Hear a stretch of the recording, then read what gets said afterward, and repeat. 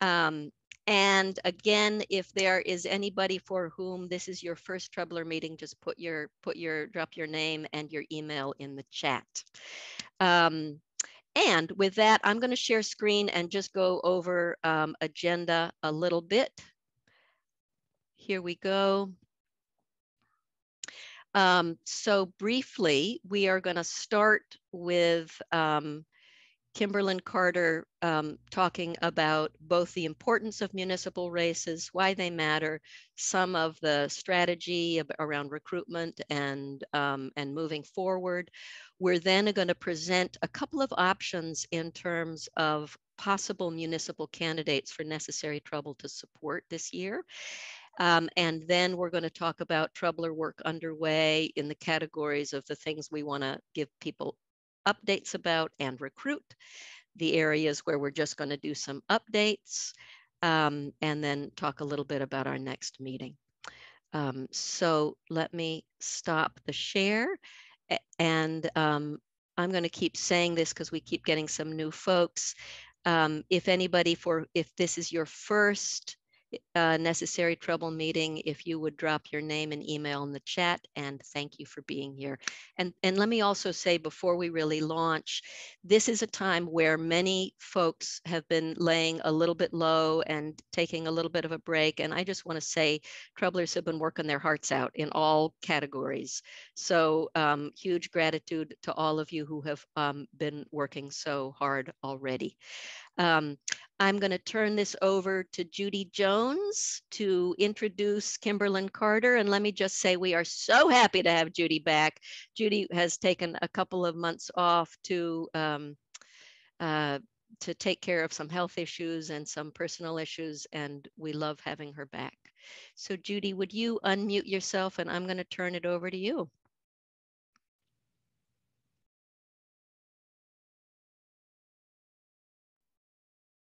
And Judy, I think you're frozen. If you can hear me, if you would, there you are, there you are, there you are. Would you unmute yourself, Judy? And I'm gonna go ahead and mute myself, and we'll see if your connection works here.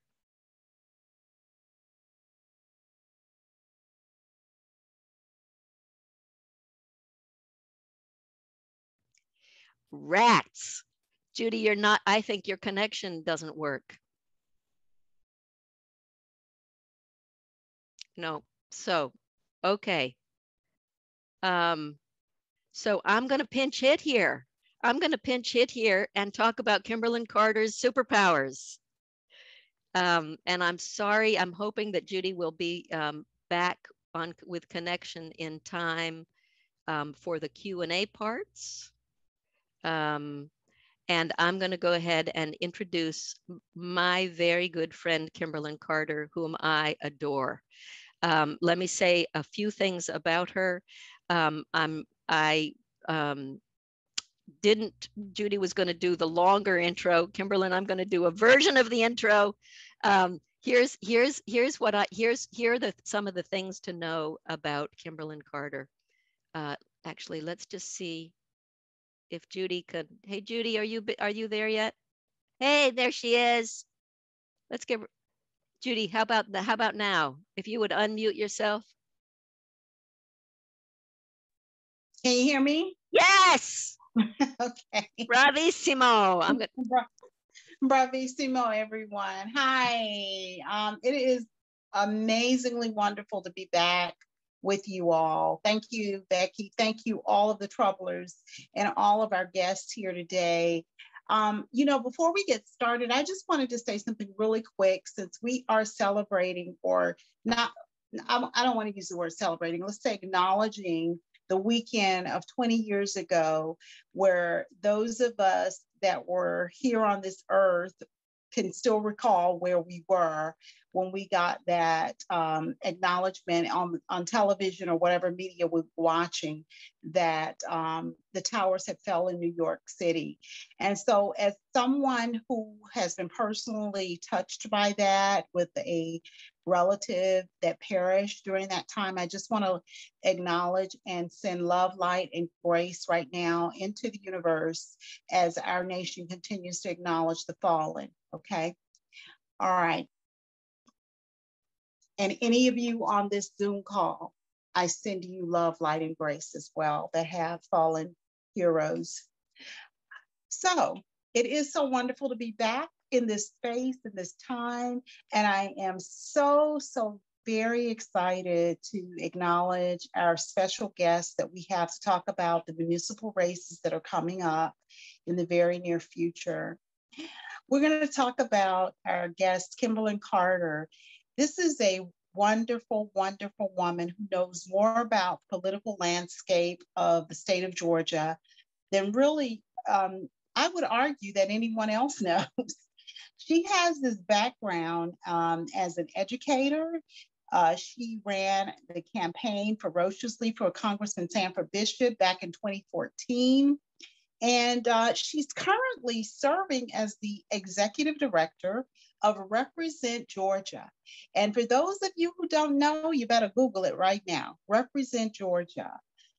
It is a leadership development organization that works to address structural and racial inequities. She is very affectionately known as the fluffy Olivia Pope. Y'all remember Olivia? The fixer. That's Miss Kimberlyn. She is a passionate community advocate who seeks to build people power and strong leadership principles, pipelines as she calls them. Her love languages include candidate training, candidate development, cake, and policy. Those are her words. She's headed up this year's statewide recruitment coalition, and she's also been a really great friend of Necessary Trouble. I am so very pleased to bring Ms. Kimberlyn Carter to the forefront. She is one of the top strategists, political strategists here. She's our esteemed guest, and she's one of my great sheroes. Welcome, Kimberlyn. Hi, I'm so glad to see all of you because I love Necessary Trouble. Uh-oh, I'm sorry. You know, I'm from Macon, Georgia, so I got Greg Allman playing. Alexa, stop. Becky knows I always have to come in on some music. And so in these times that we are living in, if you're looking for a song to give you a little lift, I suggest Soul Shine by the Allman Brothers, right? It's one of my favorite ones. So today, because Becky Butler, being the troubler that she is, likes to put other folks in trouble. And so she invited me to come today to talk to you about not only the work that we're doing here in Georgia with this 2021 municipal election season, but for me, today feels more like an opportunity for me to literally do a graphic thank you card to each of you. Because this presentation today literally shares the data, the work, and the future work that has been made possible because of Necessary Trouble, the folks who support you, and your volunteers. And I'm going to try to not get emotional about it because I've only been in this role for a very short time.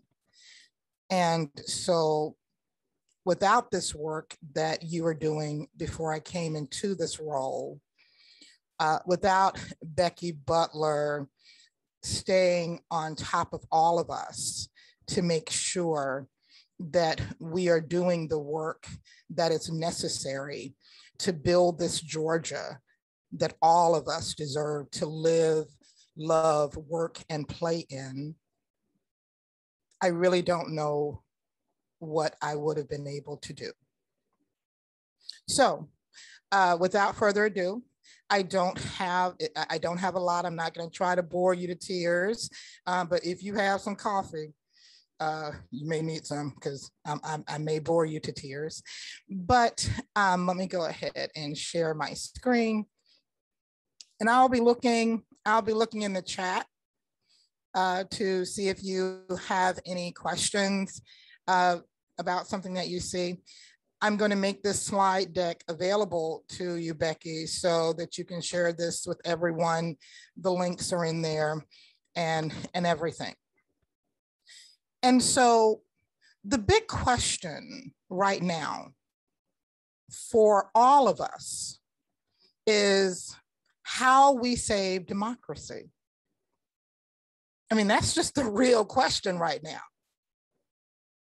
How we save democracy. And so if I had to write a book, it would be a case for necessary trouble. Because the work that you're doing and what you're engaged in is mission aligned to what we do at Represent Georgia Action Network on the C4. And it's how we save democracy. I know that some of us believe that the 2020 election was going to help us save it. Then we held out for hope on the January 5th, 2021 federal runoff, that was going to help us to save it. And then a legislative session here in Georgia that we haven't seen since the Jim Crow era. And the January 6th insurrection gave us the startling reminder that our democracy is still in need of salvation. So,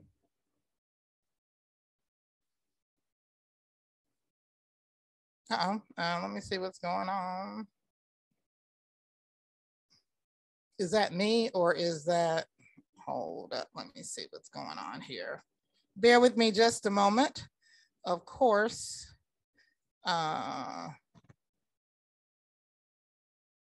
if there was going to be some trouble, it would be right now. Bear with me just a moment.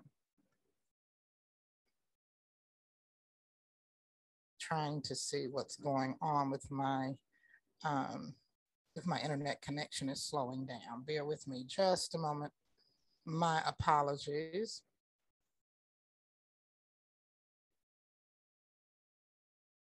My connection is slowing down, bear with me.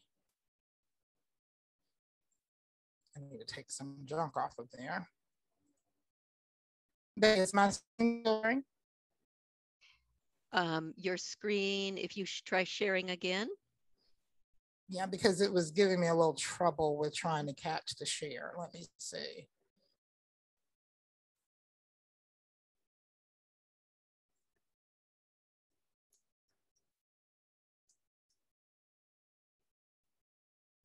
Okay, let me try it once again.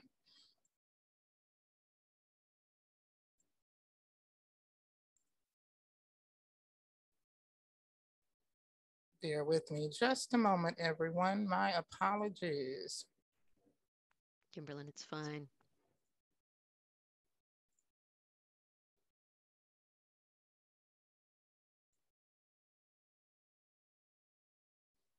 Okay, let me try one more time. Okay, all right, I'm gonna try one more time. My apologies.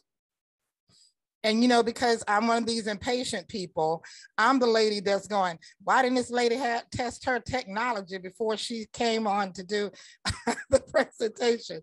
So, all right, so back to what I was saying. So I believe that this moment that we are in now, when we're looking to our democracy needing desperate salvation, how do we begin to take a look at it? Because we are beginning to see that depending on folks in our General Assembly and at the executive level isn't working.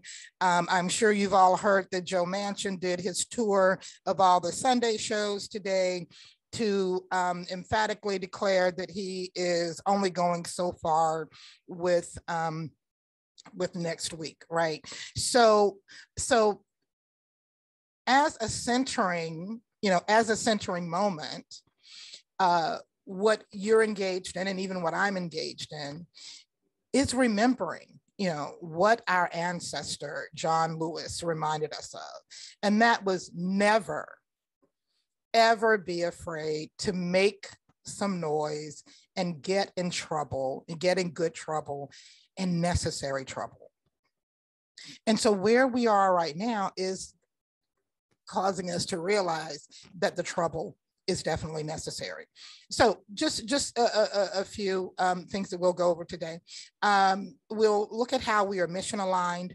We'll talk about the Ready to Run candidate preparation, the 2021 municipal election season and recruitment coalition, our amazing 2021 class of 2021 this year for these municipal elections. And we're calling them our Courage to Run folks, because we're going to tell you a little bit about some of these folks. I'm only going to step lightly into redistricting, because y'all know that right now is really messy. The judicial pipeline and the next steps, because literally the future is now. 2022 really is here right now, as we can all as we can all feel it. So a little bit about our C4 and how we're mission aligned to the work of necessary trouble.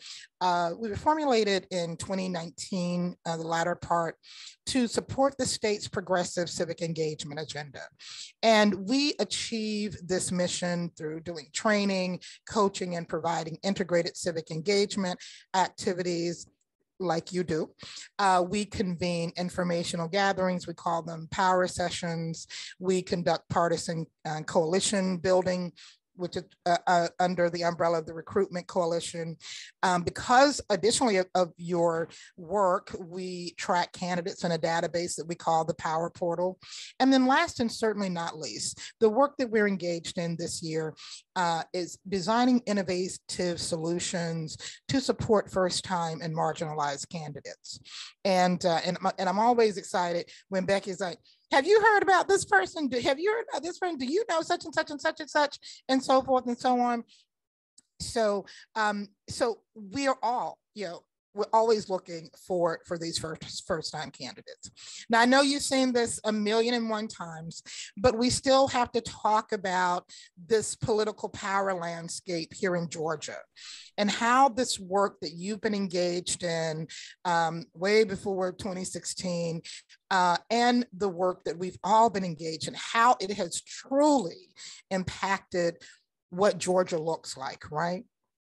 And then with these recent 2020 census surveys, it's hit us even harder to realize that, hey, we finally have a political power landscape here in Georgia where we see change not just happening in Atlanta or not just happening under the Gold Dome, but where we have some possibilities, right, to see change happen all across this state. And so while we hear a lot about the new American majority, what we're beginning to also see is that this new American majority is also a new Georgia majority as well. It is Blacker, it is browner, it's more urban, it's more educated, it's younger, it's more progressive. And what we're seeing is that the shift is statewide, right? Because I can tell you, and thank you, my dear friend Judy Jones for mentioning working as Sanford Bishop's chief campaign strategist and doing some regional strategy for him. And part of that was because I was beginning to see some shifts in the Latinx and Asian American populations down here in South Georgia, right? As some of his white support, all this blue dog, moderate type of support was, and it's still beginning to wane. So I was like, hey, Sanford, I'm beginning to see, some other demographics, some other shifts in the 2nd Congressional District that we need to be paying attention to and targeting, right? And so as you can see, right along in here, which is the 2nd Congressional District, looks very different from how it's looked before. And even if you go right over where Fanika Miller also serves as the Congressional District Chair for the 8th Congressional District, and that's Well, that's Austin Scott, call his name. Even the trouble that he's having, right, with all of this beautiful blue that's coming into his district. So all along down in this area, as you can see, there are spaces that are baby blue and pastel blue that have never, ever, ever been blue before. And there's this shrinkage happening with the red. And so when we begin to ask ourselves, well, why are they doing all these 300-page voter suppression bills? Why is it taking them so long to figure out what they're going to be doing with redistricting and blah, blah, blah, and so forth? Well, it's because we still have room to grow our electorate, hence September being National Voter Registration Month, right? And they don't. I mean, it's squeezing. It's really squeezing in. Next weekend, they're bringing the Orange Warlock down here and all this kind of stuff. He's going to be in Perry at the fairgrounds with the rest of the, where clowns and cow manure go. And so he's going to be down there. Oh, I'm sorry, Becky. If I need to get in-school suspension, I promise to be good and on my best behavior. I just realized I was going off my good behavior, but the representation matters, right? I'll just move on to how the representation does indeed matter and why we need more people in the public service pipeline. When we take a deeper look, and I want you to understand, this is a voting shift in Georgia by precinct. Okay, so we're talking about municipal elections, right? Even when we look up here, look, this is all Margie's district. Okay, this is the 14th, right? So we are definitely seeing, hey, this recruitment coalition, we've got some serious work to be doing, because we have to believe that there are leaders in these spaces,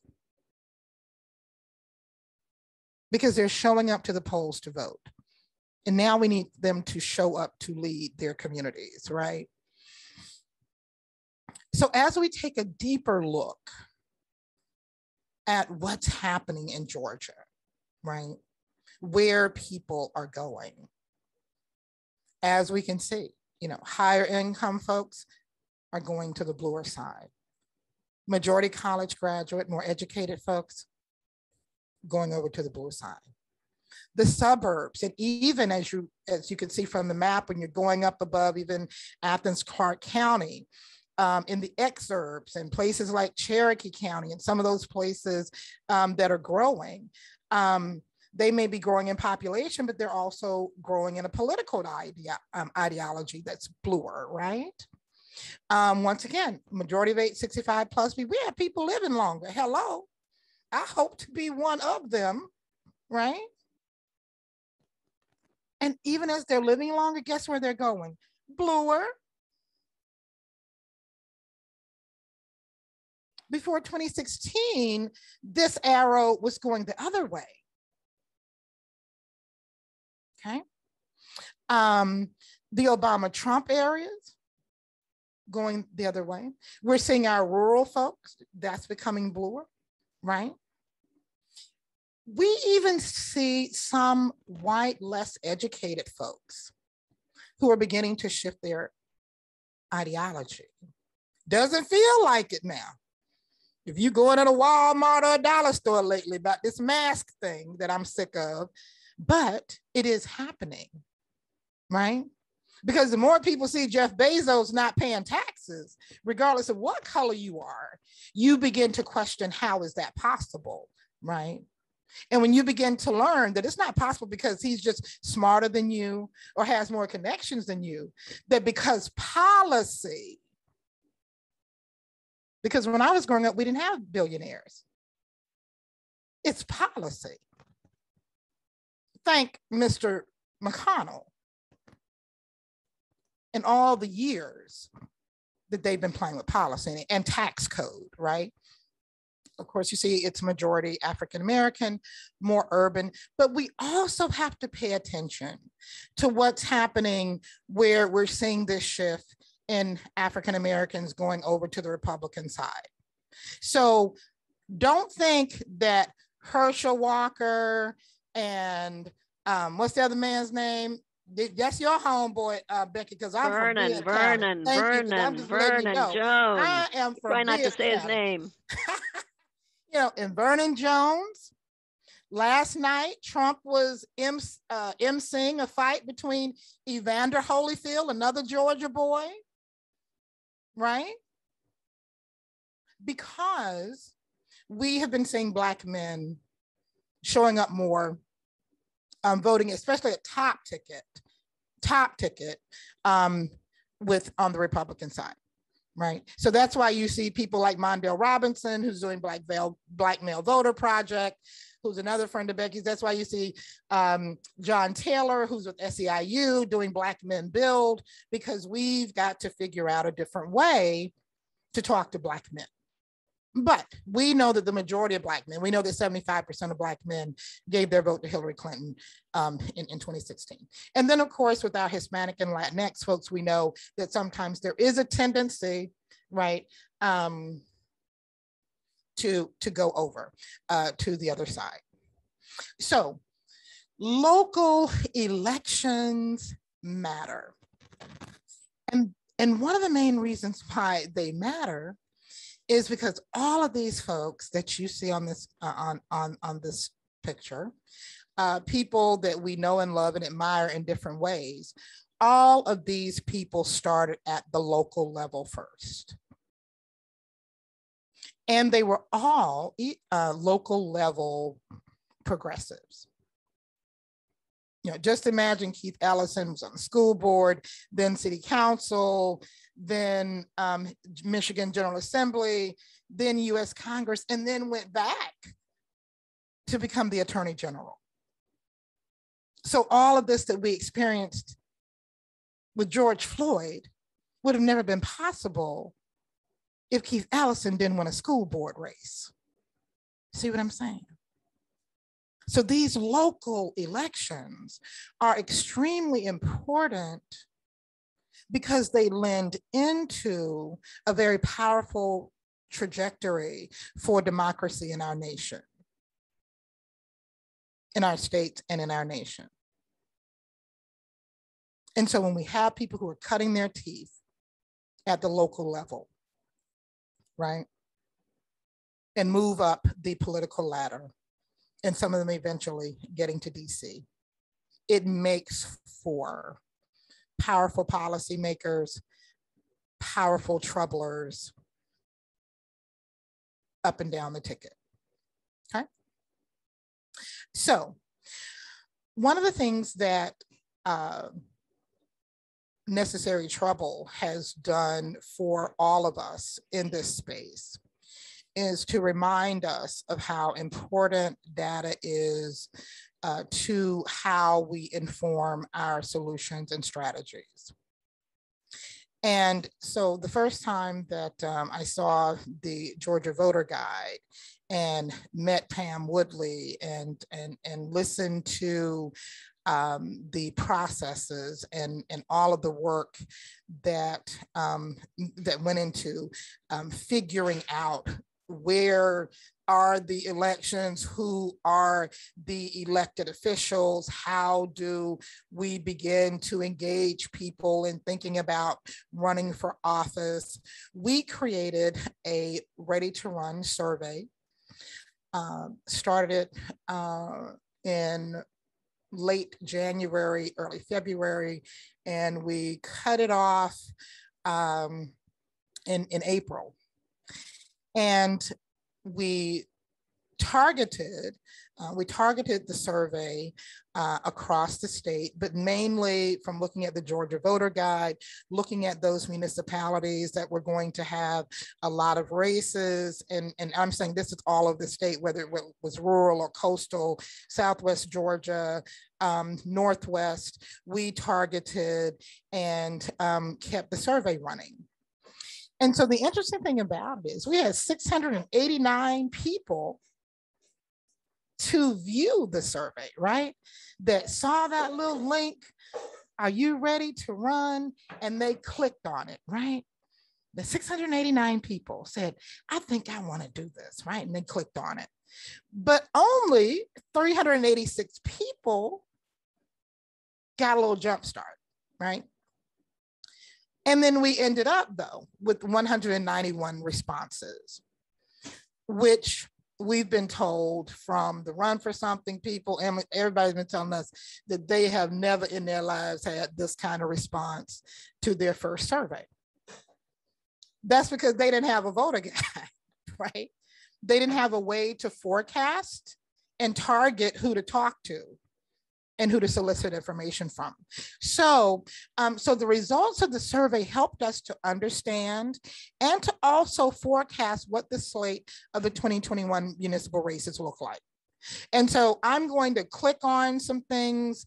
Can you see that yet? Is it twirling around? Okay, let me see. Okay, can you see that? Do you see Ready to Run Interest Survey? We see the link, but it hasn't opened. Okay, Kimberly. all right, let me try again.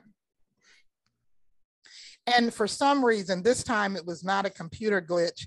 This time it's a Kim glitch, because for some reason I just can't get when I do the additional share. And when you receive this deck, you will have the survey responses. So you'll get a chance to see all the questions. So we ask, have you ever run for office before?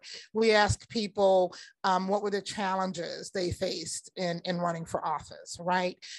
We asked them what offices they were considering. We wanted to know, what are your policy interests, right? What are the things that you are caring about most in your community? And so that's why, as you can see, education is huge, right? And healthcare. Healthcare, I don't care what survey you do, it's always, going to be in the top 3.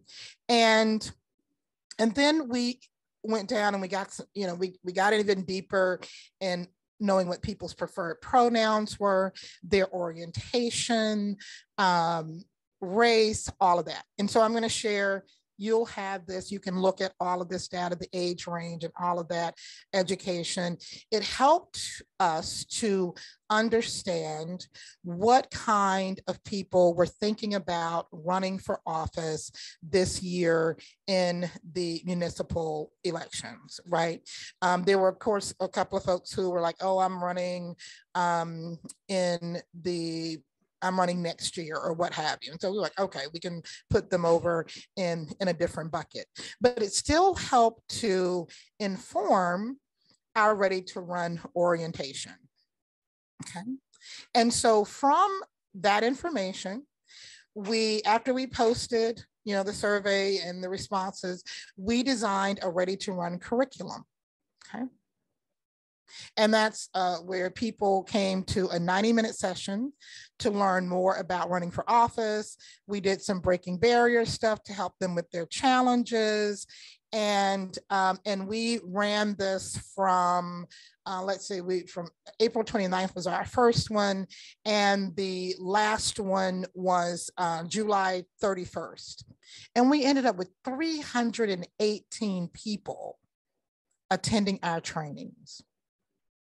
Once again, with necessary trouble, because of your Georgia Voter Guide work, we were able to provide the offices for each area. As an example. Did I do it right this time, Becky? It didn't open. Didn't open again? Mm-hmm. Okay, let's see.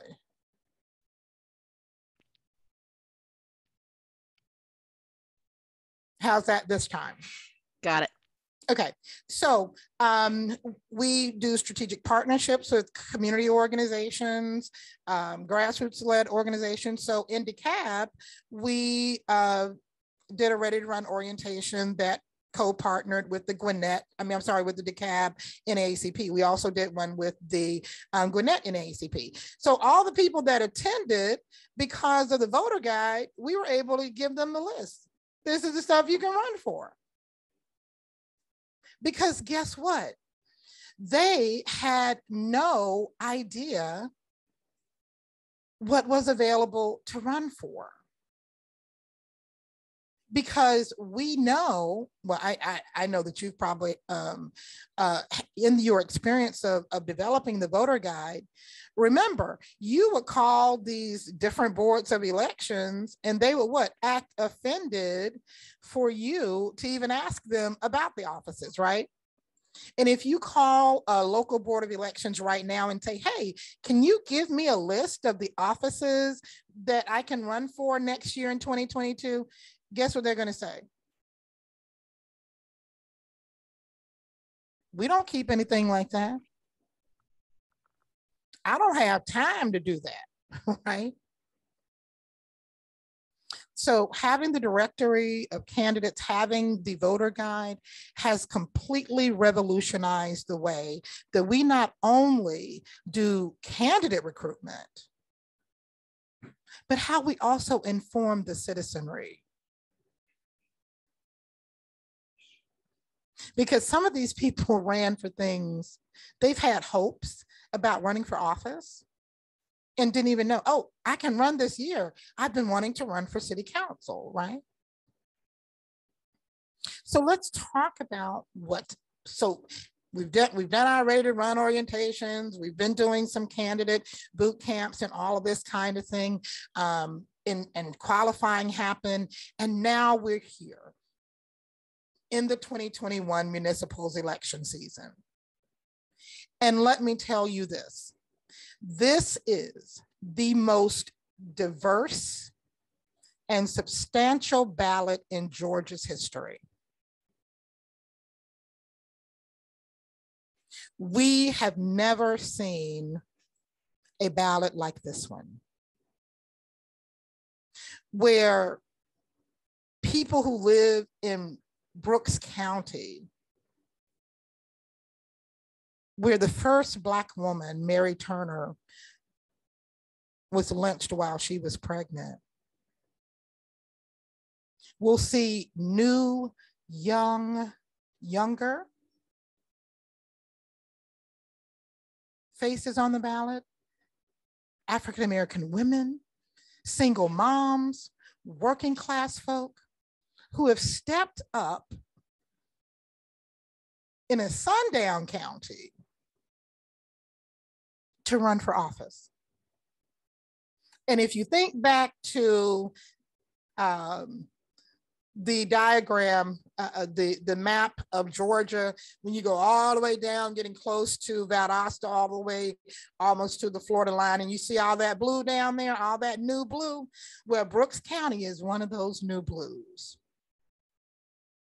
And so this year, one of the things, once again, that helped us, not only did the voter guide help us in being able to identify and know where the races were this year, this has never happened, even at the party level. The state party has never had that list, because even though we have 159 counties in the state of Georgia, we only have between, and Fanika, you can correct me, 99 to 100 actual state county parties, and all of them are not certified. So there are active county parties that even the state party has no connection with, right? So having the voter guide, the phone banking work made this season more impactful as well, because the first time that we tried the cold recruiting in 2019, there were only 3 people who were able to call all of these different folks. So you can imagine what happened. The calls really never happened. Some of the people were never reached out to. But this year was different because of your work. So this year, with a total of 1,600 candidates, and 43% of those folks are ours, or at least have been touched by us. 450 to 510 of them, that's because we're still, and I'll show you on the link why we're still working on all this, are blue labeled. Because we haven't been doing any verification or any pre-vetting of people. This time we do some pre-vetting. We're going in and checking making sure. Was a little embarrassing for us to, you know, last year when we had the little MAGA hat man over there running with, you know, on the D side, making fun of us. And then also what happened in the 14th with Marjorie not having someone on the D side as well. That will never happen again because of your work, because of what we're doing on the Recruitment Coalition. We have more hands and we are touching these candidates. They feel, I'm not saying they're gonna feel 100% supported, but they'll know, hey, Becky, but you know, somebody has talked to them, right? And 80% of these folks are first-time candidates too, okay? And so a lot of them are our standing incumbents. So if you're like, should be more than 1,600 total candidates. I mean, well, if you're saying we only have 510, well, a lot of them are standing incumbents in the area that we did. And so remember, you will have access to this too. So how have we been doing these reconciliations, right? We have been tracking these folks, of course, and some of this was from help with the guide as well. So we've been tracking all these folks. And as you can see, we also have been keeping a good record of where their boards of elections are, the times and all of this, because we were calling them. And thanks to necessary trouble again, we find out that everybody, Becky, doesn't even qualify at the same time. So we had candidates who were, you know, planning to qualify maybe on Monday, but their county only qualifies on Thursdays and Fridays. Or we only qualify from 8 to 11. And so on the outside for the layperson, oh, that's just how their office works, right? But for us, for the troublers, that's an alarm for us. That's an alert system going off, right? That's a blue alert for us because we know that that's how power maintains itself by either keeping information away from the electorate, from the citizenry, right? Switching it up, changing the times. So I'm like, this Becky Butler has discovered candidate suppression. Because that's exactly what it is, right? So we had, you know, so because of the phone banking, because of the calls that were made, we were able to find that out. And so as you can see, we've been going through, we've been, you know, taking notes, adding the different candidates' names and who they are. Oh, I'm sorry. And so as you can see in some of these red areas, we're still working on reaching out, touching those folks, making sure they've qualified and all of that. But that is how, that's the work that has been going on. And you will also have access to this once you receive the deck. I was taking a little pause because I wanted to see if there was a question.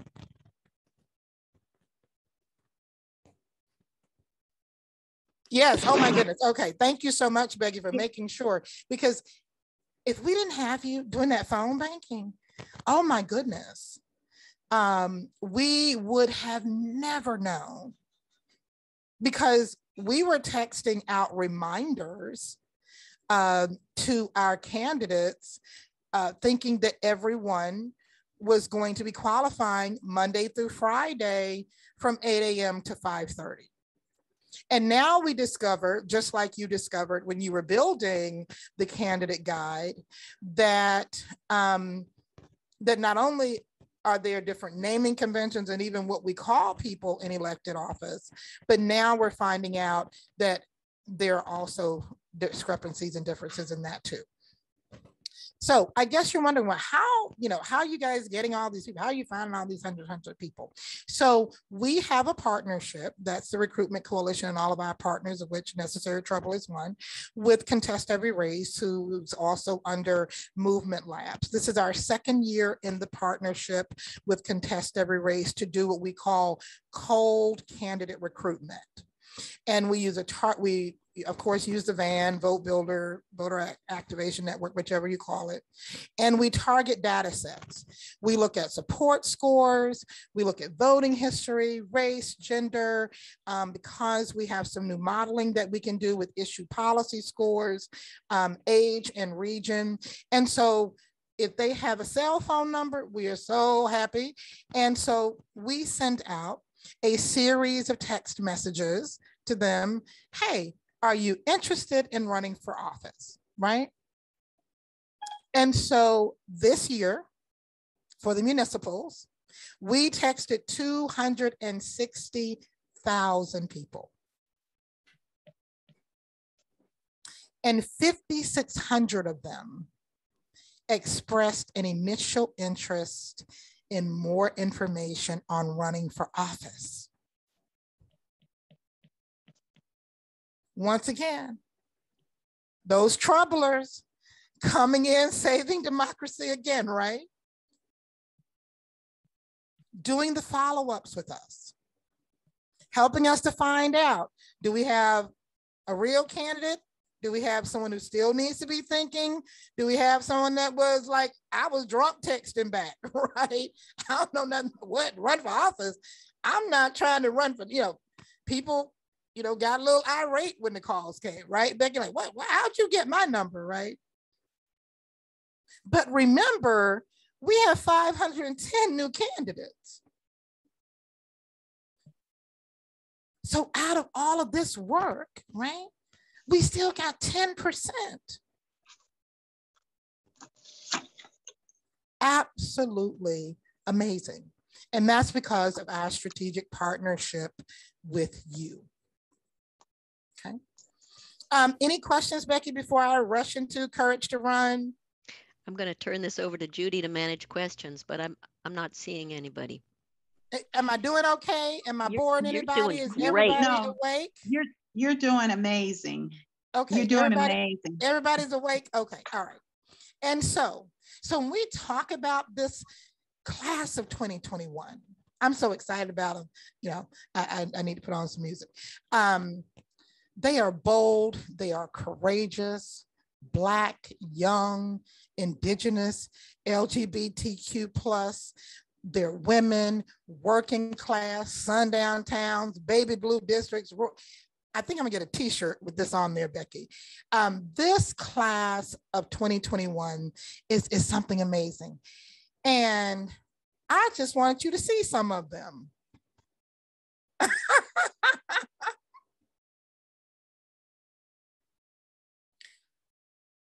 Is this not a new Georgia project? Enze probably. If this isn't a new Georgia project, baby, I don't know what is. And it's because of this because of you troublers helping us to take people's hopes and dreams. I'm telling you, this is hope and dream work, right? And actually make it a reality. So who are these folks, this Courage to Run project? We are profiling the new Georgia majority, these municipal candidates across the state. You will have this link. And Becky, did I do bad again? It's not opening. It's not opening, Kimberlyn. Okay. I tell you the truth. I really think it's me, y'all. I really think it's me. How's that? Okay, so, and you'll have this link. So one of the things that we're also doing because of, doing the Ready to Run survey, having the Georgia voter guide, understanding the people that we're talking to, touching these municipal candidates, knowing where they are, having partnerships like Black Voters Matter and Fanika Miller and her partners who are out there helping us to figure. So you'll have this link. Send this to some candidates that you know of, because once again, this is helping us to track, but this is what I want you to also see. What we're also doing is matching resources. And I know that you're going to be having some conversations later about how you can support some of these folks, right? So we're going to find out directly from them what's going on, how are you doing, right? And literally right now, and that's why I'm still in training mode. I was supposed to shut down candidate boot camp training in August, but because we're still getting feedback and organizers in different places saying, can you come down here? Can y'all do a boot camp for us? Our new candidates need training. We have to answer that, right? Because people need to feel supported. Remember, I told you, these people are living in sundown towns. Some of these places are still sundown towns, right? When I go visit my family in Americas, it's a cutoff time. You're not home yet, unless it's a nighttime revival, people are expecting you to be in, right? In Americas, I'm not saying that it's been sundown in the past, right? And so we have this where we're asking folks all of that. We find out if they have opposition and things of that nature. And so that is because we have to do resource matching with new people, right? Because some of them are running in some scary places. And when I open this next link, you're going to see why it's necessary for the next conversations that you're going to be having about how you can support some of these folks, why it's going to be necessary for that support to happen, because you've seen the maps. So we already know that there's gold in some of these counties, right? There are these possibilities there where these people can actually win. They can actually flip some of these old boys in some of these spaces. So our courage to run list. So how are we keeping track of who they are in all of this, right? So once again, we are focusing on that new American, that new Georgia majority. So we don't have everybody in, but we are consistently working on who we can find in our courage to run areas. And then we are, of course, keeping this type of data, if they're first timers, what area they're in. The reason why we're changing some of this classification because we want to start digging into the urban, ex-urban, mid-cap size, coastal. We want to be a little bit more intentional about understanding where these people are because our folks up in DC with the America Votes folks, they see a lot of opportunities in these ex-urban areas. And so we, of course, are tracking by race. As you can see, we have some AAPI. We have some AAPI folks down running in some rural areas that I'm very, very excited about. And of course, in the suburbs as well, folks who are under 40, folks, our rainbow family, our LGBTQ+ showing up. And like I said, we're still working with our partners to fill in some of these things. So even when you receive it, you'll see it's refreshed like every day because we have some folks who are phone banking and calling and talking to them. A lot of first generation folks, first generation Ghanaian, first generation Haitian, first generation Nigerian. Actually, we have 2 first generation Ghanaians on this ballot. So this class of 21, just extremely, extremely exciting.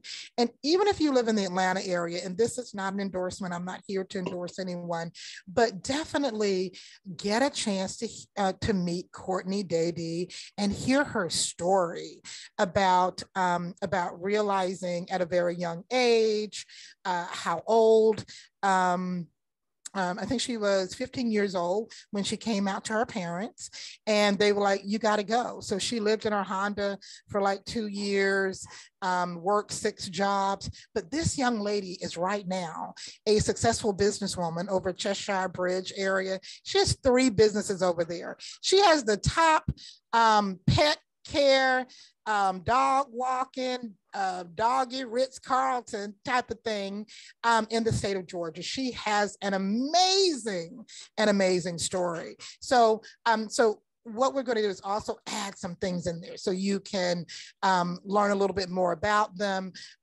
Listen, they accept phone calls. So if you're like, I want to talk to some of these folks, just let me know. And Becky, I know that you said that you were thinking about them maybe coming on and meeting the troublers. We're happy to make those connections. We would love for you to see them. And we also need y'all to get them in debate shape. So they need to come on and be on the hot seat for a little bit.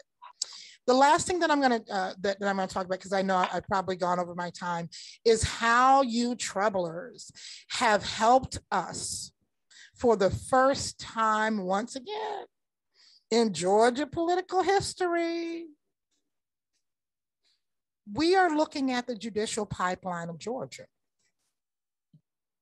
because of your director of candidates, your Georgia voter guide.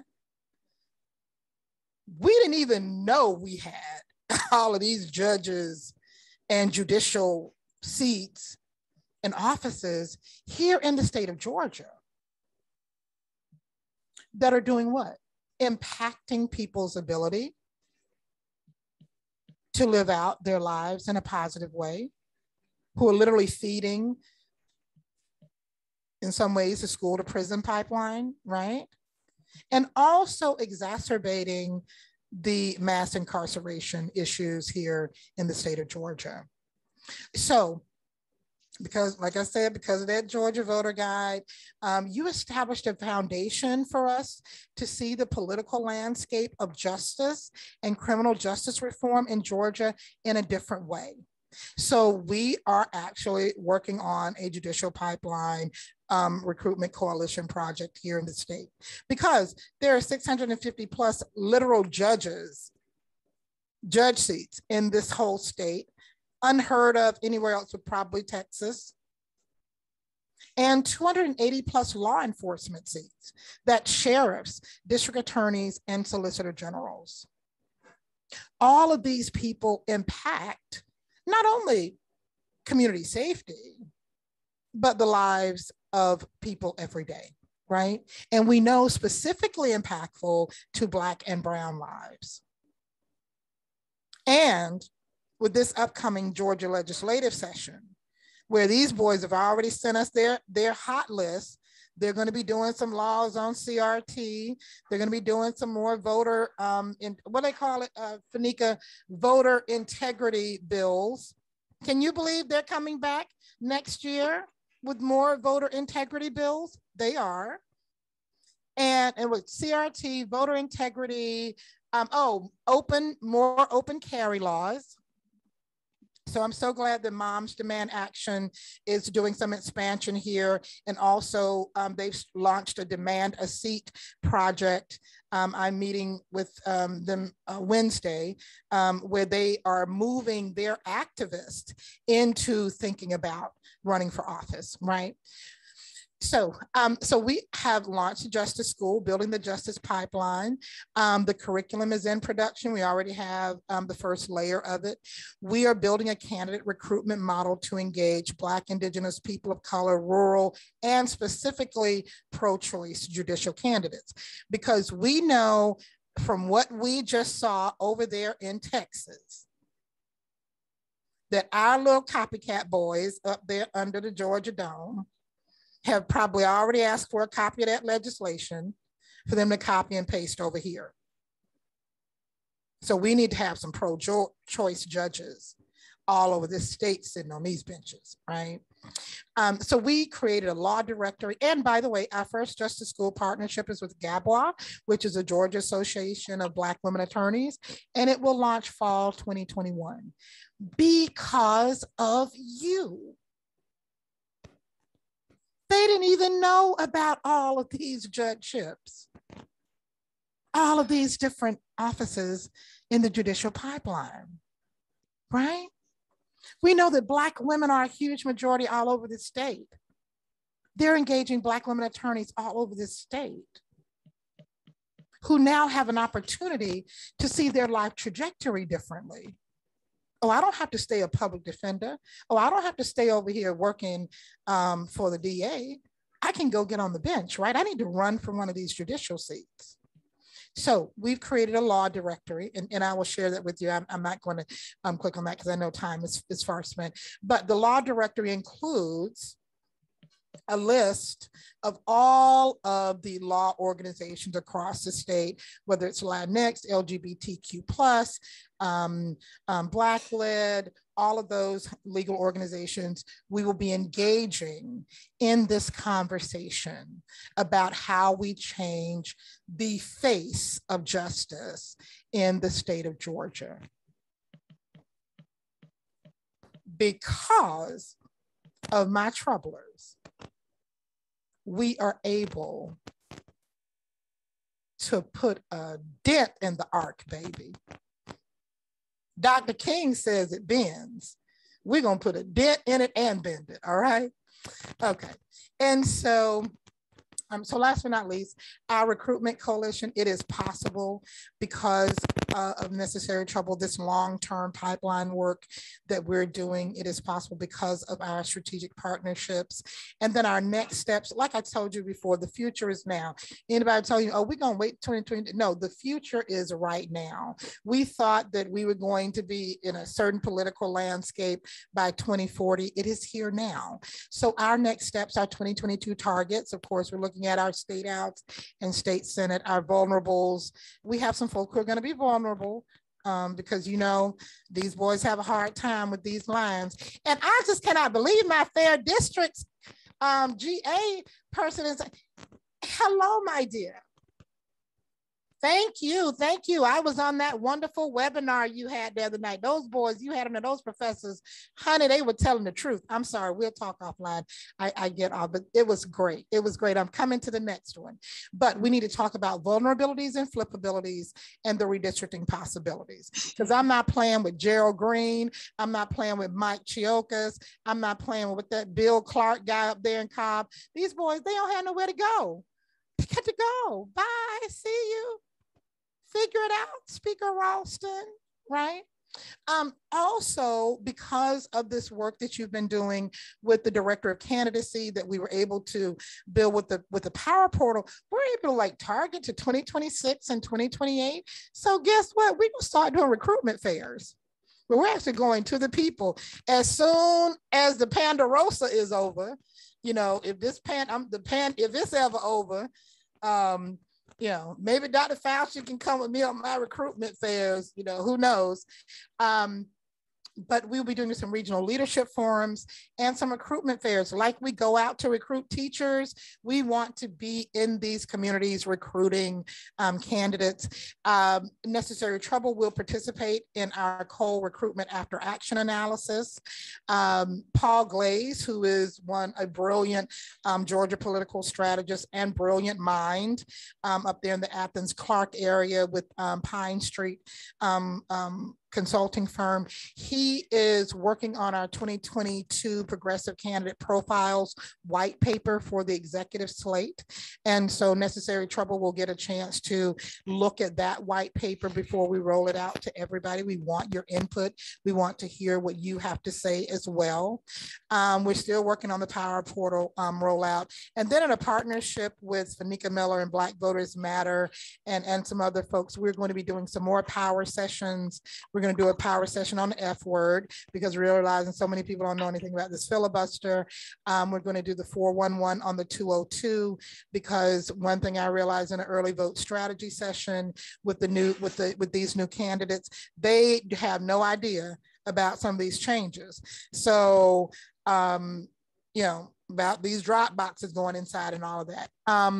We are going to have a conversation about the CRT, and that's not that old test they used to give to babies, but the other ugly word that Stephen Miller turned ugly. And then, of course, we need to raise the volume on redistricting. So to my fair district sister, I am standing with you. We have got to raise the volume in Georgia on redistricting. To borrow a quote from Fanika Miller, we can no longer allow these people to write us out of power. And so that is it. That's all I have. I hope I didn't bore you to death. That is the end. You will have a copy of this presentation. I love all of you. I can't thank you enough for all that you've done to make this work that I'm doing possible. And I'm going to be quiet and turn it back over to our amazing hostess with the mostest, Becky Butler. And actually, we're going to turn it over to the other amazing hostess with the mostest, Judy Jones. Oh gosh, you all of you are so amazing. Thank you so much, Kimberlyn. That was absolutely astonishing information. I mean, that's information that only you could get on a call like this. So thank you for that. And I'm not just saying that from me, but from the comments that we have in the chat. I want to say one of the questions we have is, can you share with us, Kimberlyn, what percentage of the current candidates you have are women? Do you have that data? Not as of yet, because we're still reaching out and crunching those numbers. But I will definitely make sure to get that to Becky. Okay, good deal. Thank you for that. But yeah. it's pretty heavy though. Yeah, we're working on that with Melita as well. This is our first time being in this space to where we're actually tracking and figuring out and talking to these folks. So, they don't call it political science for any reason. We are constantly doing, this is an experiment, this is new for us. So yeah. We are also meeting with all of these different variables and crazy conditions that we didn't know about, because you can call an election board supervisor and say, hey, can you email me, or can you, well, these folks still faxing, can you fax me? And I am too. I still have a fax machine. Y'all can talk about me if y'all want to. I got a typewriter too. But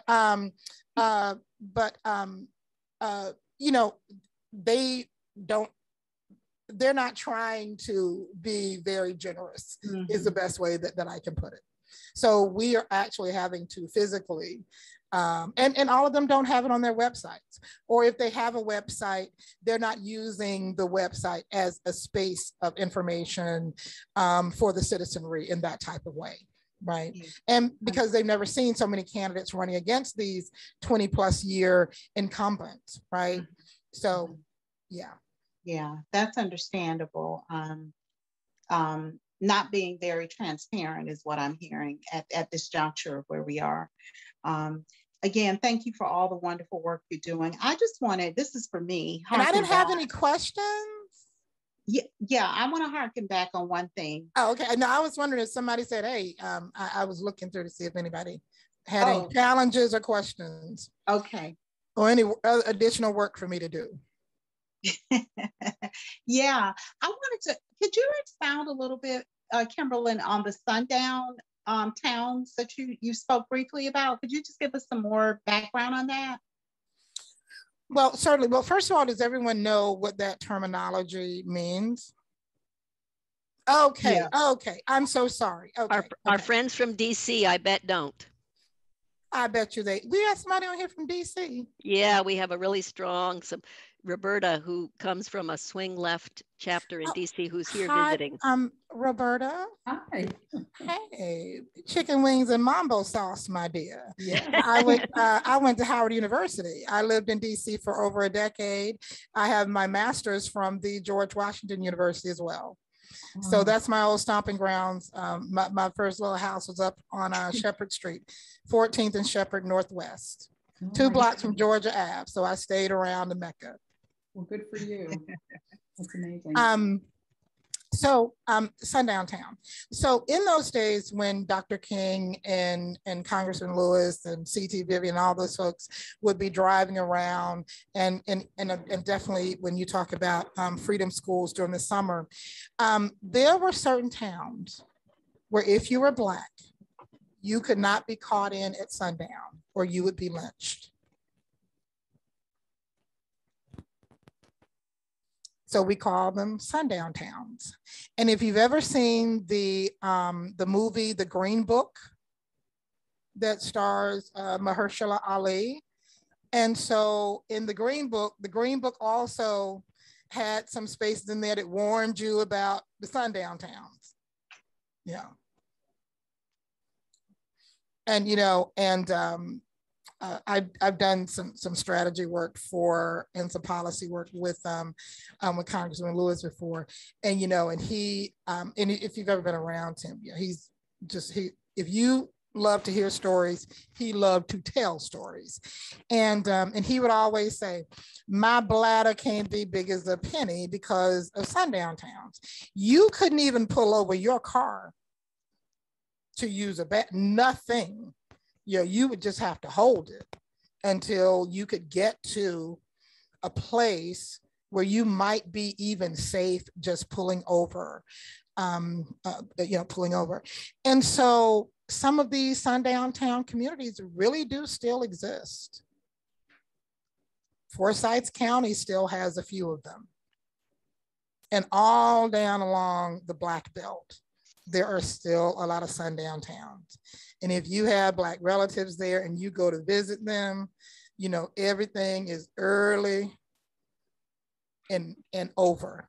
Even when they have, you know, revival is early and over because it just was not safe after sundown. You would be lynched.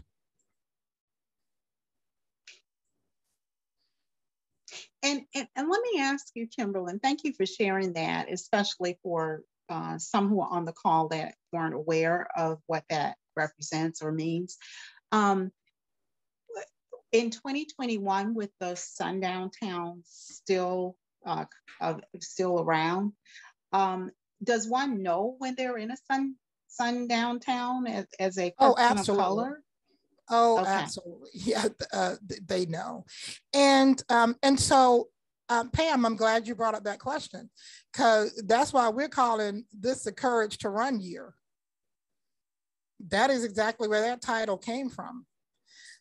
Because, you know, when you are, you know, making that leap to run in a sundown town that is now baby blue, but the people in the town think that they are ruby red, it is a lot of work.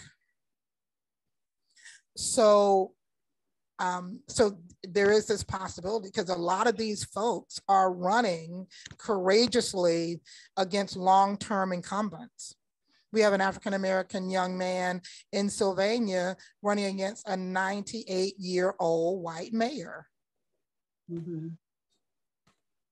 Wow, that's incredible. I mean, you know.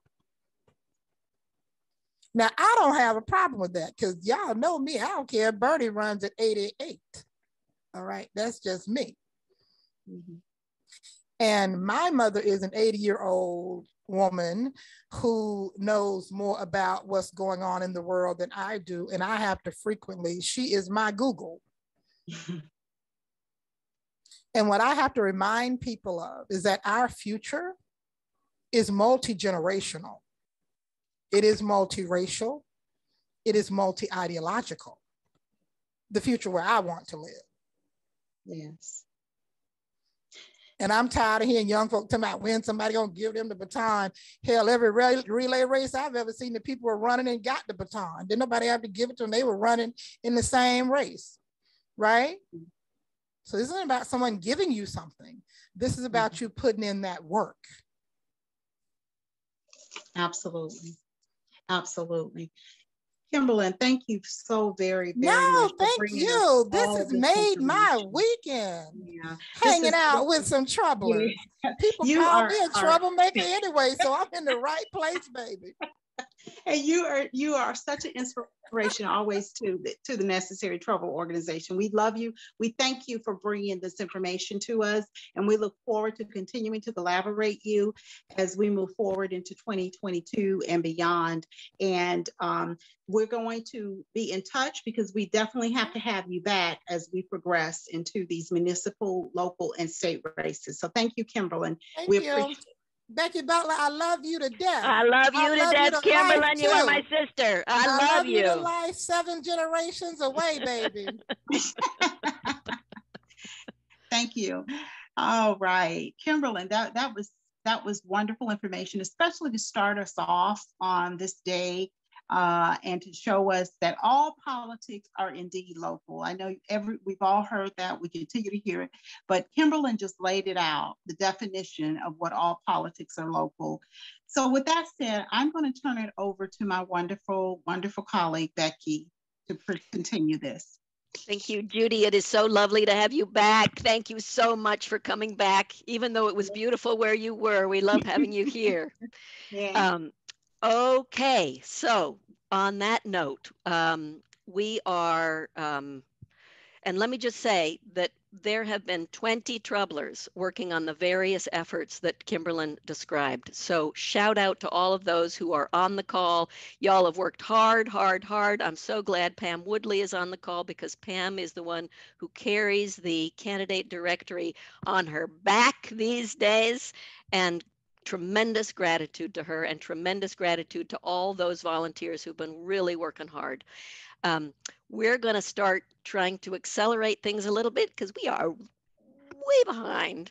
So let me say what's going to happen next is we are going to be deciding on which municipal candidates Necessary Trouble is going to support in this election.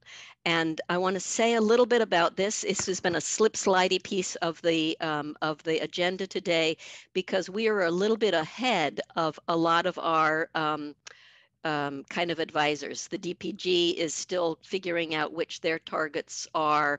And so what we're going to do is present two, and we can decide to support neither of them, one of them, the other of them, or both of them.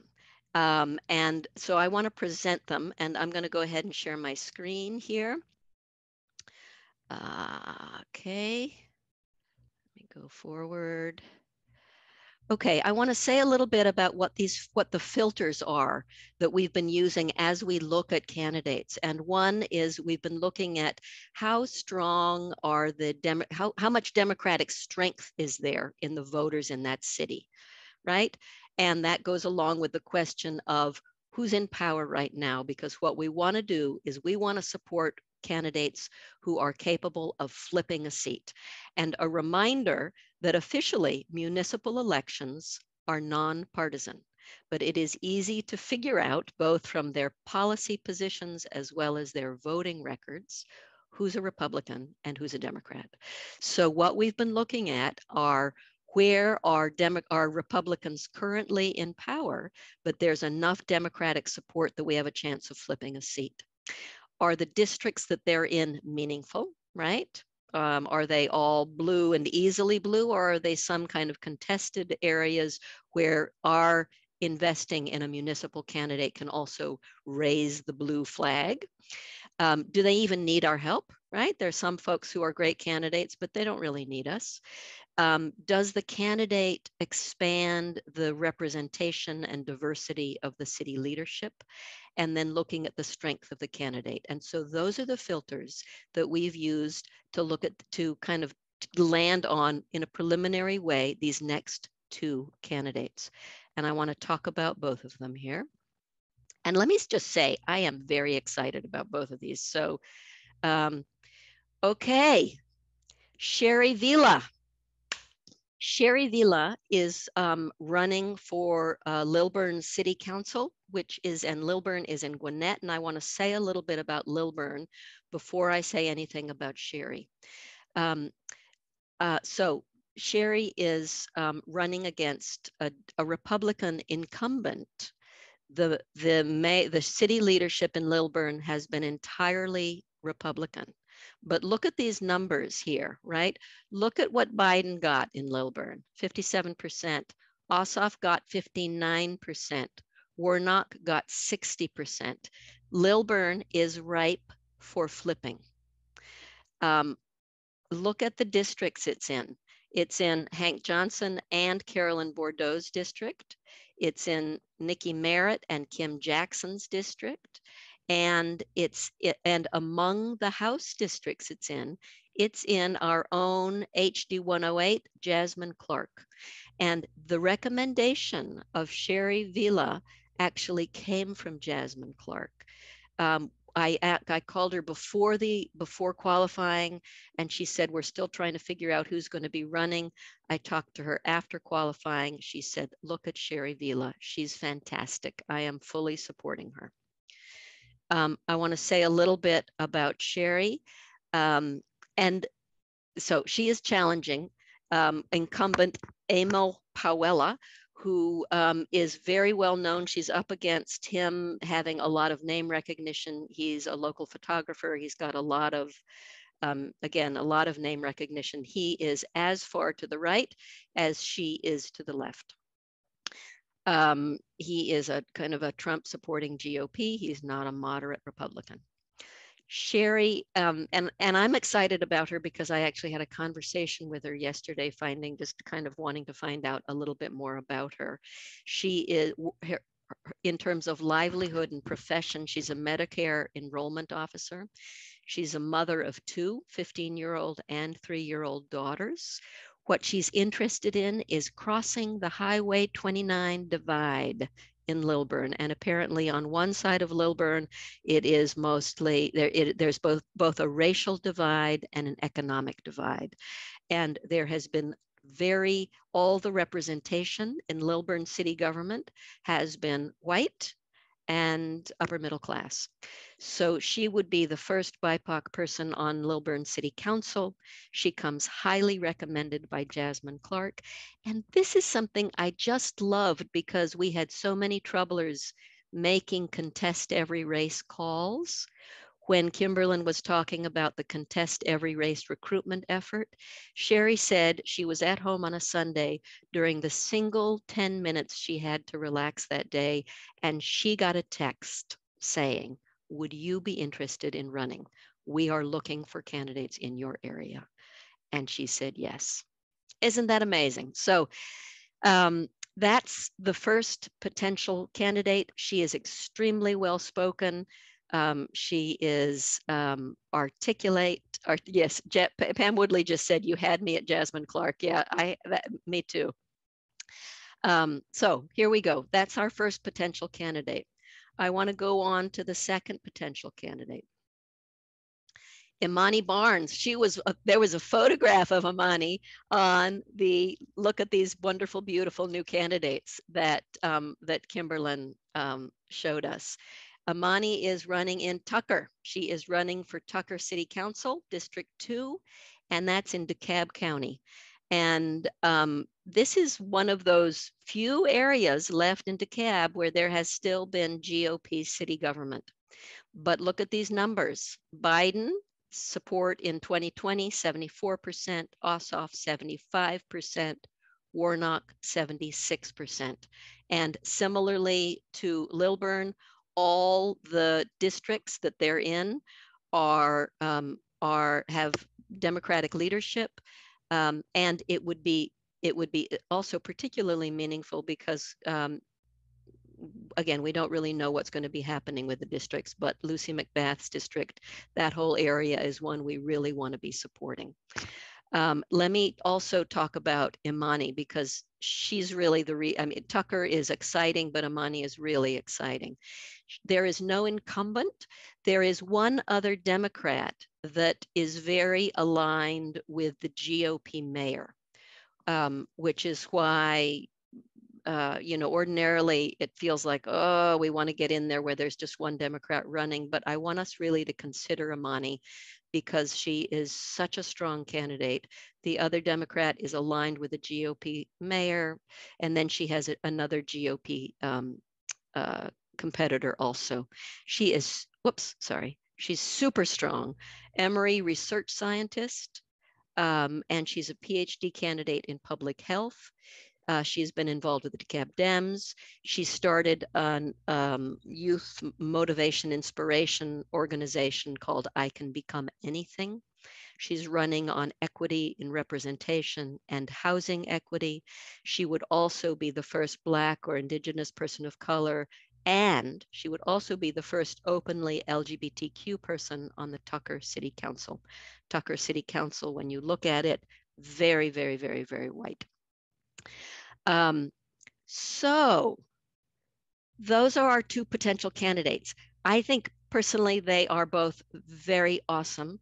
I want to also say that the advantage of them is that they are both within, driving distance for us all. So it would not be hard to kind of, to even do some on the boots on the ground work for them. But it's up to you. And we're going to do a poll. And on the poll, you're going to be able to decide if you want to support neither of them and want to keep looking, if you want to support both of them, or if you just want to support one of them, you're going to be able to decide that too. So let me do this poll. And you can only answer, it's a answer one. So here we go. Everybody should, I hope, have a poll in front of them. Very nice, very nice, very nice. Looks like people are voting. People are voting, bless you. Keep going. Keep going. All right. I'm going to consider that everybody looks like they have voted. I'm going to end the polling here. And it looks like the winner is both the candidates. Bravissimo, by an overwhelming majority. Very, very, very nice. Very, very, very, very nice. So that is very, very, very reassuring. So we have two candidates that we are going to be supporting. And that is very exciting. And this is a reminder that that means work. So if you are willing, and we will be sending out opportunities to do small amounts of work, broadly, but if you would put your name in the chat, if you would be willing to be part of a small group that is kind of coordinating some of that work, we really need a little bit of leadership help in this regard.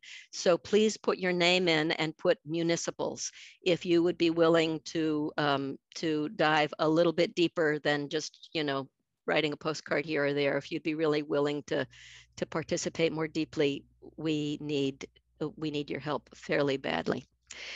Okay, I'm going to keep going. And what we're going to try to do is we're going to try to get both of them to come to the next Troubler meeting so you can meet them both.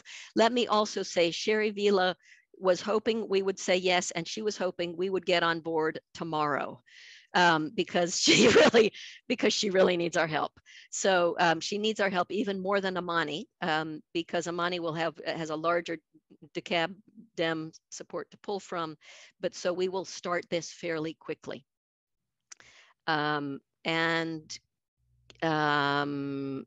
Excellent. Karen Davenport is saying that DeKalb Dems will be passing out candidate information on Imani also. So that's just great. And again, if you can just put your name in the chat, we're going to keep going on our updates because we're trying to make up some time, but please jump in on that if you would. And thank you. That's very exciting. I think they're both really good candidates. I love we have a contest every race candidate too. That's thrilling.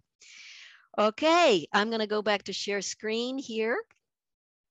And a reminder, we're going to do 3 different categories of updates. The first is updates and recruitment. The second is updates only. And the third is just work underway, FYI.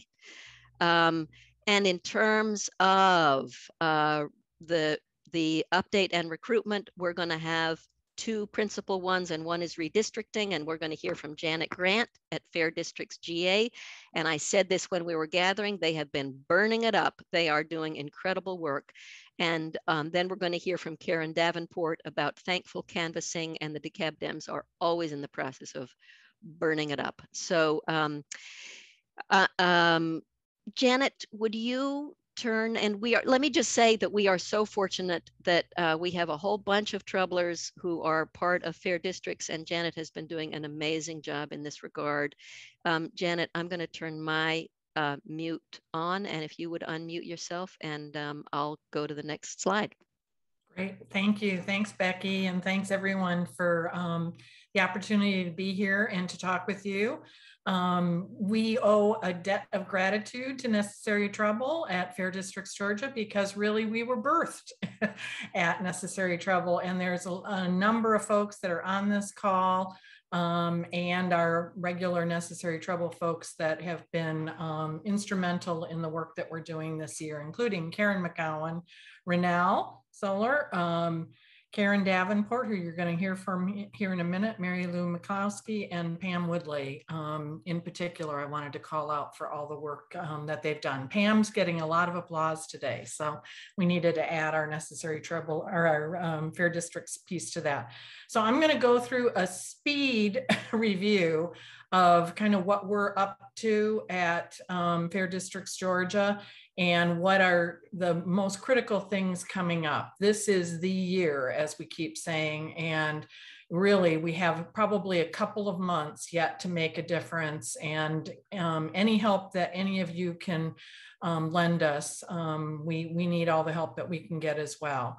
So next slide is just our standard, this is who we are.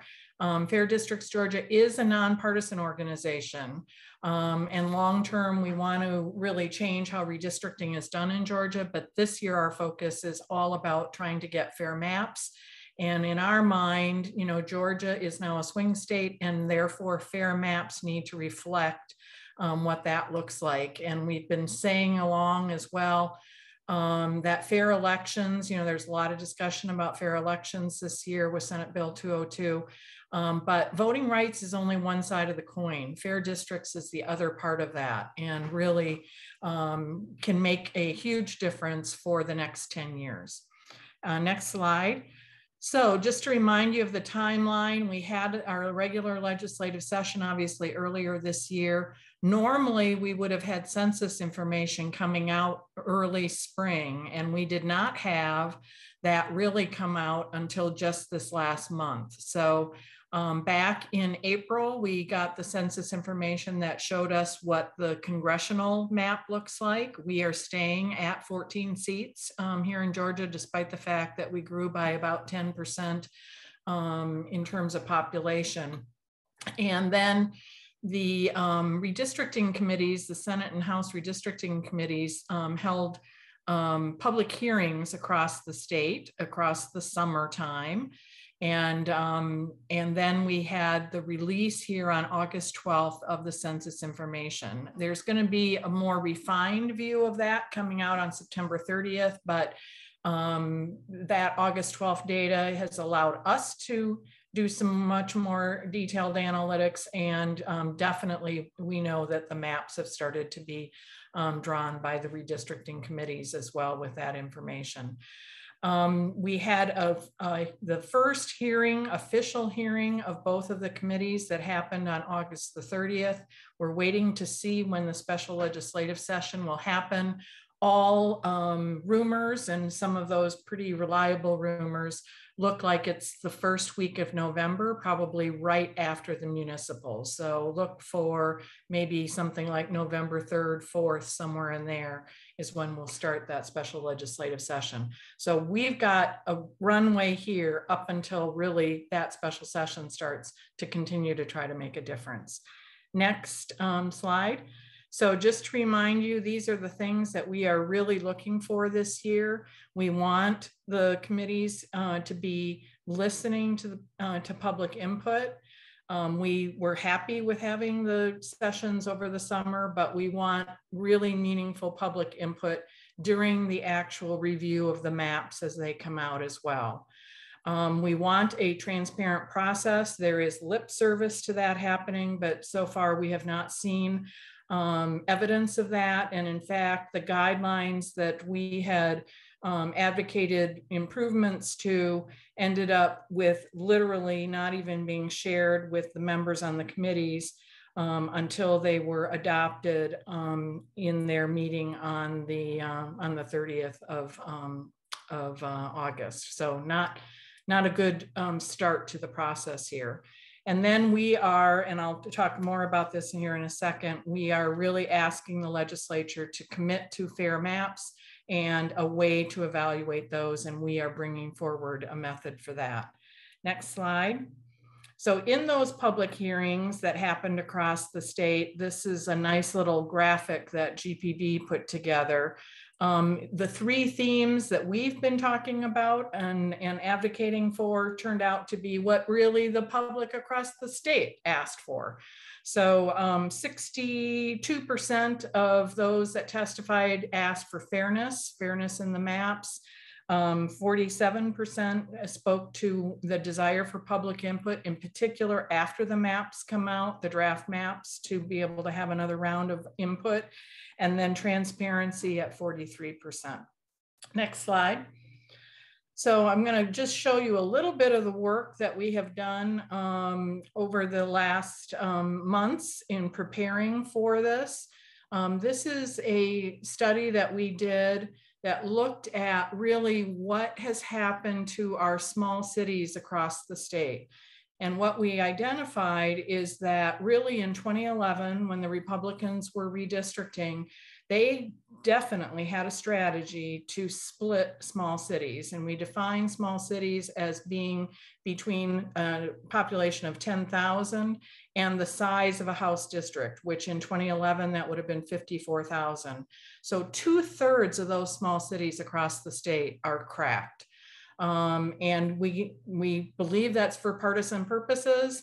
You take what is probably a more Democratic leaning population of a city and split that up and combine it with rural areas outside of the city.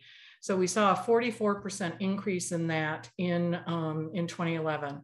The next slide gives you one of the best examples of that, and that is Lawrenceville. So in Lawrenceville, in 2010, before the 2011 redistricting, the entire city of Lawrenceville, which is only 28,000 people, was all contained essentially within House District 104. Then look what happened at 2011. It got split into 6 different House districts. And then there was mid-cycle redistricting, which is a whole nother topic of issue in Georgia. In 2011 or in 2012 and in 2015, and still being split into 6 different House districts.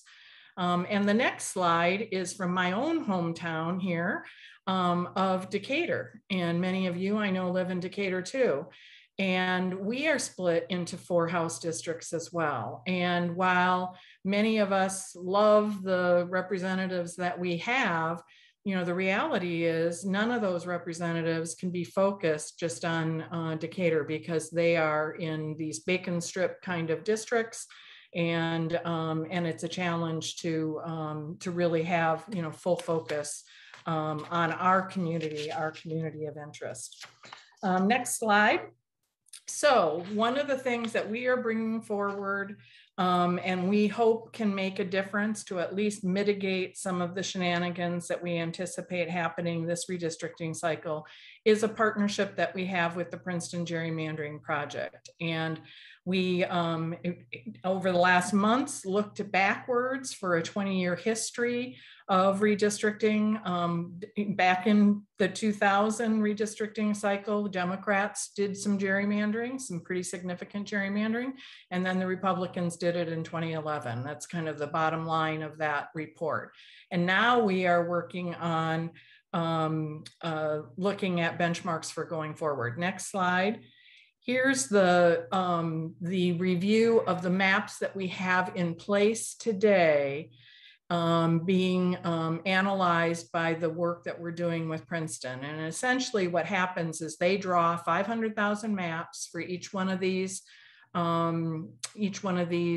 chambers and look at what the normal curve would be. And then we do a comparison as to whether the actual map is an outlier or not.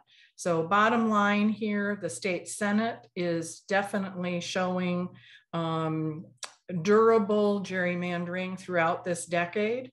The House has had some positive changes from a Democratic perspective over the decade, and that is because of the demographic changes that have happened. And so it's improved from a competitiveness perspective, and same with Congress. So anyway, that is the way that we're evaluating maps. And on the next slide, this is what we're looking for then for coming forward. We will probably be publicly announcing around the 22nd or 23rd of September, the benchmarks with the 2020 census data and what we would expect a fair map to look like. It is between X number and X number for partisan lean, for Republicans or Democrats, a certain number of competitive districts, and then for minority representation. And we're also looking beyond just the basics of Voting Rights Act compliance, but also looking at what are those opportunity districts there are for electing Black and other people of color. Next slide. So we had the census come out. The bottom line kind of for the changes that we see really have dramatic impact here for redistricting. And the two big changes that we saw was a shift from rural to urban. And for instance, now Atlanta accounts for 56.9% of the total Georgia population. And it accounts for 78% of the growth. Fastest growing counties was Forsyth with 48% growth. And the rural counties are really shrinking. You can see on the map on the left, the green is where the population growth is, and the red to orange is where we're seeing the dramatic decreases. So that's one factor definitely leading into redistricting. And then on the right is really about the very significant increase in diversity that we're seeing.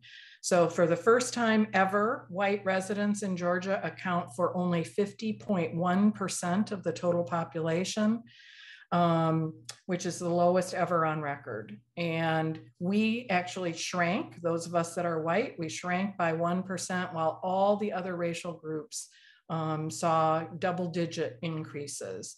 And so these two trends we anticipate needing to be factored into redistricting and what we will see in terms of fair maps. Next slide. So I just want to end with what can you do?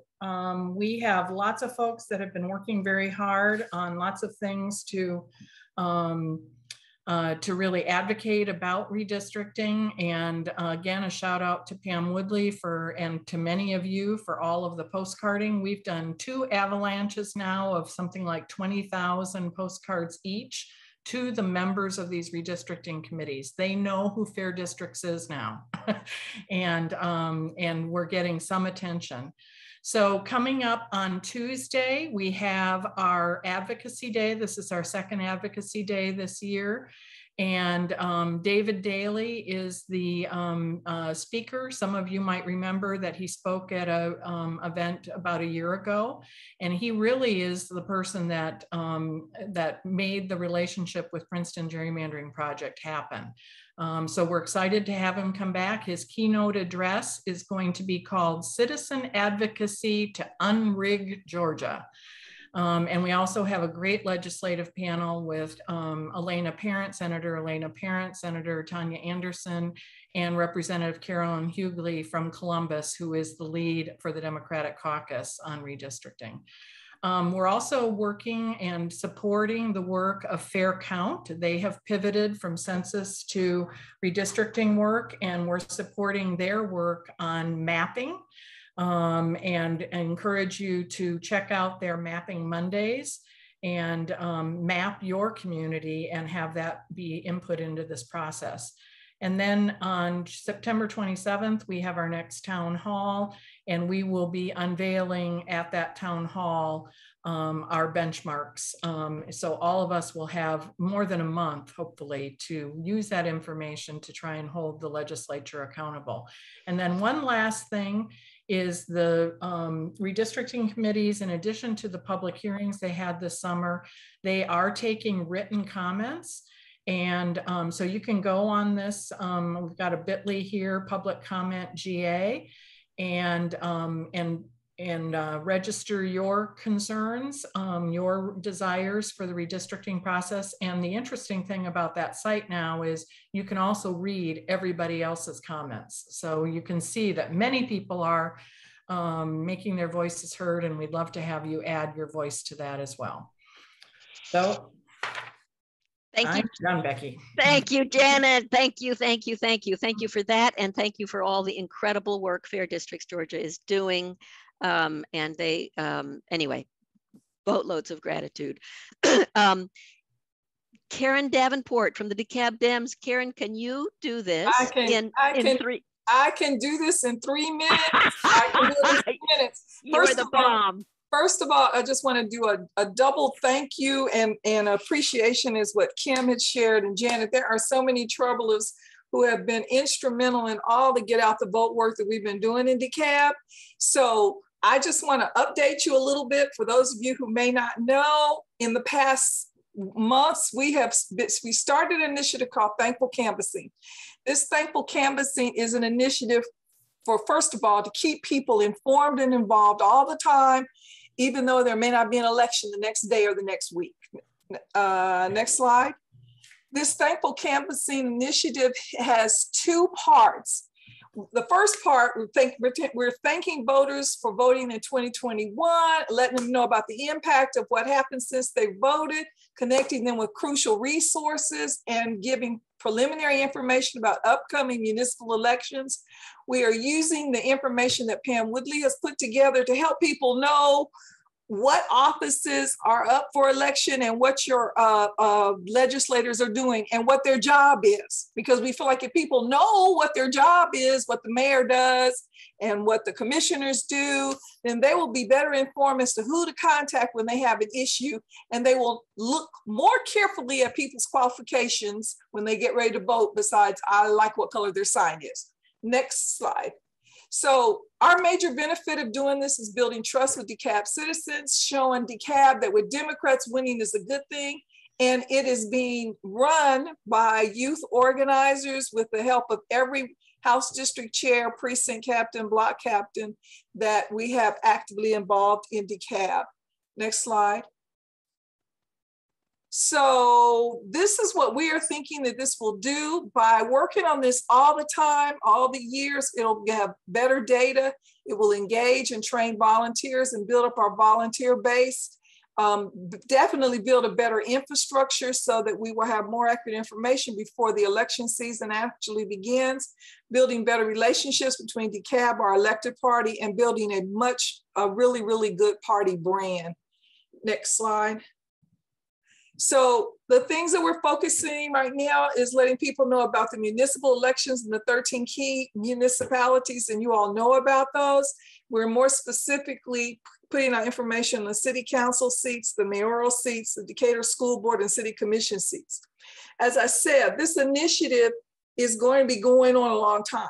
Right now, like I say, we are getting this thankful canvassing information out, and we're also, we will begin probably in the next few weeks putting out information about candidates that are running, that we are asking that people consider, and letting them know that local elections have never been more important than they are now, especially in Georgia.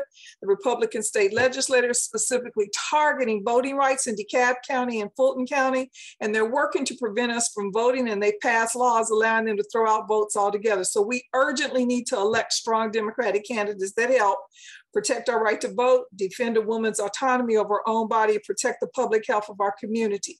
So we're going to be putting together flyers that give this information, and also sharing a list of respective candidates and their platforms. And we're going to probably put on there a reminder that people need to vote for the SPLOST for funding for public schools, which is important to continue the 1 cent sales tax on everyone who buys goods in DeKalb. Next slide. Next slide. So we're focusing on first-time voters as well as reliable voters who don't vote in municipal elections. We're going to set some goals that we want to increase the people that turn out for municipal elections. I know a lot of us are involved with reading the paper and watching news and all that kind of stuff because we probably have more time than we had when we were a little bit younger. But we definitely want to push everyone to paying attention to what's going on with these municipal elections because they impact so much of how we operate on a day-to-day basis. Next slide. This is just a sample of our thankful canvassing lit that we're passing out. And this is just wonderful, put together by some great young people. And where it says City of Tucker, we have those divided so that this information that's going out is pertinent to the municipality where it is passing, where it is being passed out. Next slide. So what can you do to get involved? You already have done a lot because many of you, like I say, volunteers, precinct captains, block captains, committee chairs, and other things to get this done. But if you think you want to do something else, these are some things you could do to get involved. First of all, you can fill out this volunteer form. If you'd like to walk, you can give us an hour to help us drop literature some places. If you don't mind making some telephone calls, you can help us call volunteers. And of course, money always helps to pay. One of the recommendations that I'm going to make this week to our executive team is that we need to hire some more people to help us drop lit during the next month. So we really, really need you to support your community and thank voters, and anything you can do to help us, we really appreciate it. And if you could share this link with anyone else in your community that might want to get involved or your organizations, we would appreciate it. I think that's it, Becky. Thank you, Karen Davenport. You are the bomb. And if anybody needs to, is interested in any of that and doesn't have what they need to make the connection, drop your name and email in the chat and we will get it to Karen. Thank you so much for all the incredible work you guys are doing. So here we're gonna kind of go, and let me just say, I promise, if you stay with us just till maybe 6:07, we will not go beyond that. So just give us another 7 minutes beyond expected time. Y'all know we try really hard to stop on time. We are going to skip the update that Martha was going to do about the municipal efforts underway because Kimberlyn spoke so much about it. I just want to emphasize we've had 20 troublers working on contest every race, making qualifying calls for the Democratic Party and working on the candidate directory, and that candidate directory work continues. We're also going to skip the voter registration with GLAR work that Martha Reese was going to do. We will send that out in an update. And Pat is going to do a slightly shorter than expected update about our Justice is on the Agenda event. Pat, would you unmute yourself and give us a little update? We had 100 people register, 57 people attended, and we raised $5,000 for the Justice on the Agenda fund. And Deborah just used that fund to pay for a new victims lounge in Athens, where she can, where people who have been attacked or are dealing with the police have a safe, quiet place that they can go. And she paid for it with money out of the Justices on the Agenda Fund. So we did it. Woo-wee. That's fantastic. And let me briefly share the screen of just some of the other things that are happening that we will do updates on at another meeting. We have immigration reform work going on in collaboration with El Refugio and Casa Alterna. Martha Laird and Aquaria Richardson are our point people for the voter protection work. Robin Shahar at some point soon will give us an update on the criminal justice reform group. We have an ADAPT GA update that we will hear from at some point, as well as DeKalb Dems, and the embodied anti-racism work group is still underway as well. So lots of really, really good work going on. I also want to say that PJ is going to help us do a little sending out of a call to action for folks about the DeKalb, about voicing our concerns and opposition to DeKalb giving any land to the police training facility. And so we will be sending that out in an update. And thank you to PJ for all the work that she is leading on that, and we're going to help support that as much as possible. I wanted to say one thing before for many of us, the highlights of part of this of our meetings are the songs that Michelle Truxillo sings, and I just want to say one little thing before I turn it over to her, which is that a number of you know that that I have a sister who is in hospice right now, and I am going to be stepping away from meetings and updates just for 2 months, and that will take us through the end of the year. And I want to say that the Troubler think tank, our leadership team, is going to be handling the next couple of months entirely, and please support them and lift them up, because they are gems, every single one of them. And so please give them everything. So I wanted to say that, and I'm going to go ahead and turn this to Michelle, and then she will sing, and then we'll talk about the next meeting. Michelle Truxillo, here's to you. If you would unmute yourself. Yes, I did. Well, when I heard that your sister was sick and seriously sick, I thought of the song that I'm going to sing tonight. A song that you could sing to your sister. And I would imagine that all of us have someone in our lives that we feel this way toward. And I want to sing this song from me, for Becky, and from all of us for Becky.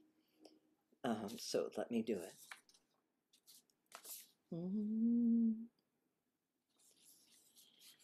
I am sending you light to heal you, to hold you.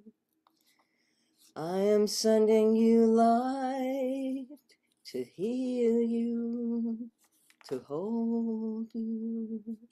I am sending you light to hold you in love.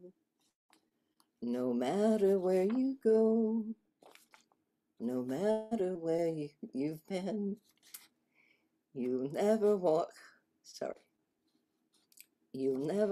alone. I feel you deep within. So I am sending you light to heal you, to hold you.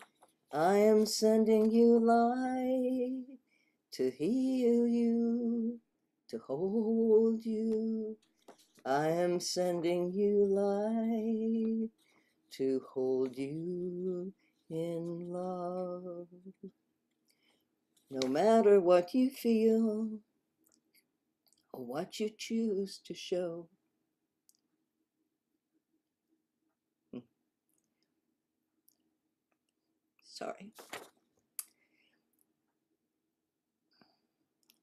I'm always there for you. And so I want you to know that I am sending you light to heal you, to hold you. I am sending you light to heal you, to hold you. I am sending you light to hold you in love. I walk the path with you. Go slow, dear one, don't hurry. I'll go just like you need to go. There is no need to worry. For I am sending you light to heal you, to hold you. I am sending you light to heal you, to hold you. I am sending you light to hold you in love.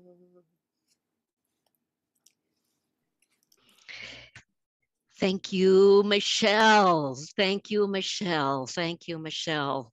One of the things about the Troublers is that we are really good with our minds, and we are also equally good with our hearts, and we are good with our spirits, and we hold all of those up. And I am so grateful to be a part of this extraordinary, fierce, and loving, and wise group. So thank you to all of you for being so amazing. And the next Necessary Trouble meeting will be Sunday, October 3rd at 4 o'clock. And we know it's a little bit sooner than usual. And we just need to move fast for the municipals. So can we just do something? Can everybody just unmute yourselves, and can we just give Michelle in particular a huge round of hoots and hollers, and hoots and hollers to welcome Judy back, because we're so grateful she's back, and hoots and hollers for the extraordinary Troubler think tank that is definitely going to be carrying more than usual for the next couple of months. So Hoots and hollers.